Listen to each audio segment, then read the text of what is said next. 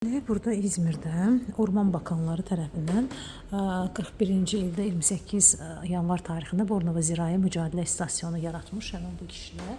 Çox güman ki, bunların heç biri yaşamır və bunlar həmin o böcəkləri, bunlar hamısı canlı böcəklərdir. Bu kələbəklərdir, kəpənəklərdir, socul böcəklərdir. Bundan daha çox bizdə zooloqlar məşğul olur. Yeşil çəkirgə böcəyidir. Biz buna çəyirtkə deyirik. Bunlar yeşil çəkirgə deyirlər. Bu şəkildir, amma buradakılar canlıdır, qurudulub bu böcəklər. Bu böcəklər qurur. Təkə böcəyi, palmiyə qırmızı böcəyi, ağustos böcəkləri. Bunlar toplanılıb, yığılıb, qurudulub və muzeydə izləyicilər üçün göstərilir. Çox maraqlıdır. Birinci dəfədə belə bir muzey görürüm. Bax, bu milçəklərdir.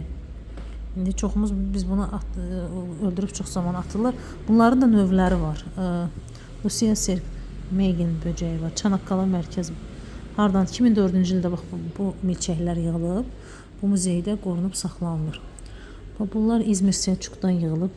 Şəftali yapraq böcəyidir. Yığıldı 2016-cı ildə toplanılıb.